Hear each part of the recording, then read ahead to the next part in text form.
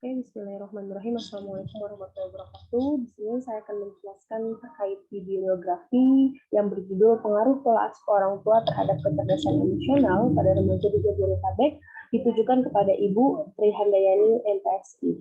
Nah, kemudian disusun oleh saya sendiri, Risana Janafilah, dengan NIM 19.01523. Kemudian di sini ada problem melihat fenomena yang terjadi pada saat ini banyaknya kenakalan remaja yang marak di luar sana. Penyebab dari kenakalan remaja menurut Julis itu adalah diri sendiri, lingkungan keluarga, lingkungan masyarakat, dan lingkungan sekolah. Nah, kemudian salah satu faktornya adalah dari lingkungan keluarga sendiri. Berarti dapat dipertanyakan bagaimana gaya pengasuhan yang diberikan oleh keluarga. Nah, kemudian rekomendasi yang diberikan oleh penelitian sebelumnya yaitu Alberto Alegre, di mana dilakukan menggunakan pola asuh sebagai IV dan kecerdasan emosional sebagai DV. Nah, dengan partisipan yang lebih menyeluruh. Kemudian beliau mengatakan belum banyaknya penelitian kecerdasan emosional pada remaja. Dan jadilah judul pengaruh pola asuh orang tua terhadap kecerdasan emosional remaja di Jabodetabek. Di sini ada research question-nya, apakah ada pengaruh antara pola asuh terhadap kecerdasan emosional pada remaja? Di sini ada background research-nya, di mana menurut penelitian tersebut tadi menjelaskan bahwasanya keluarga itu menjadi peran penting atas kecerdasan emosional si remaja kecerdasan emosional si remaja tersebut. Nah, kemudian di sini ada nih tugas dari peran pentingnya dari keluarga tersendiri itu memberikan pola asuh, merujuk kepada orang tua.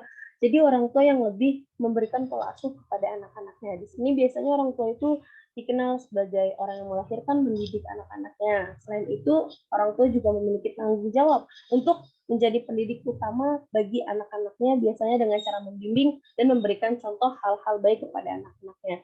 Nah, kemudian hal tersebut bisa menjadi suatu reaksi emosi si anak atau pemikiran si anak yang akan berpengaruh oleh sikapnya. Jadi apa-apa yang diberikan oleh orang tua terkait tentang pola asuh ataupun pemikiran baik atau pemikiran negatif itu akan berpengaruh atau berdampak kepada si anaknya tersebut. Dan di sini pola asuh itu diartikan sebagai mendidik, menjaga, membina anak-anaknya supaya menjadi lebih mandiri. Nah, aspek-aspek yang diberikan pola asuh yang diberikan kepada anak-anaknya untuk orang tuanya itu pasti memunculkan aspek-aspek yang berbeda seperti itu. Nah, kemudian di sini di mana ada 4 gaya pola asuh menurut si Baumrind.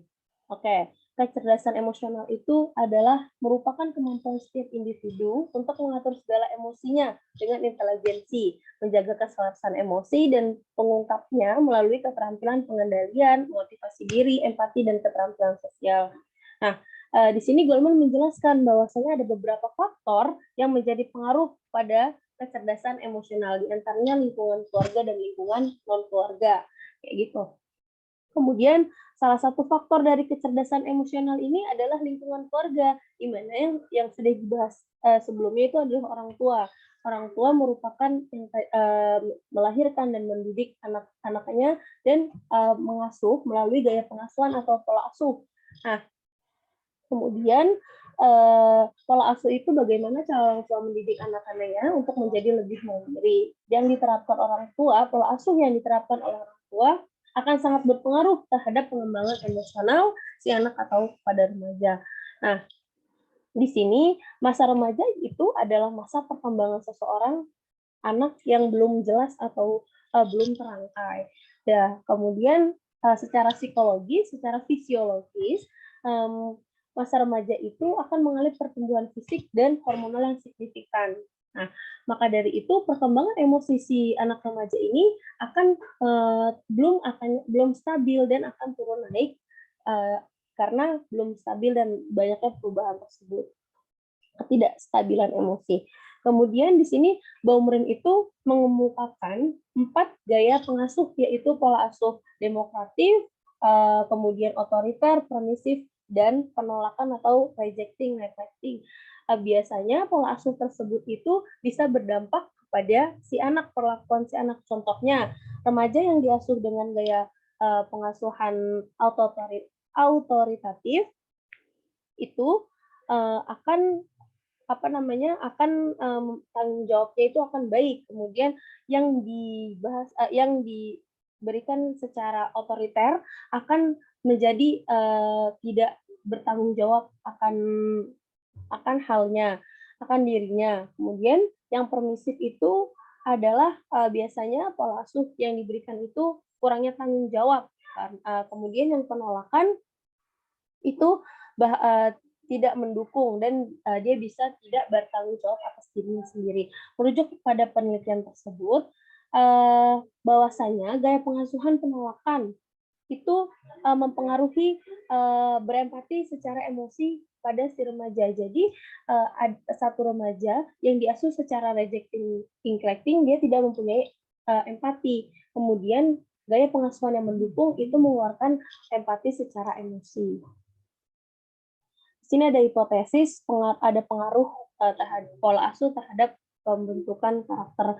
Ada purpose studi, ada 6 purpose studi yang membahas terkait parenting ataupun pola asuh, di mana hasil dari ke-6 purpose study ini rata-rata memang sangat berpengaruh antara emosi seseorang anak, kemudian harga diri, kemudian self perception, penerimaan diri, kemudian regulasi emosi si anak tersebut.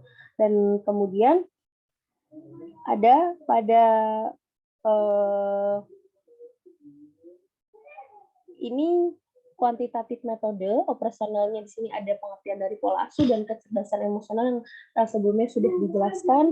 Data collecting itu ada skala pola asuh ya menurut Baumrind, kemudian skala kecerdasan emosional menurut aspek-aspeknya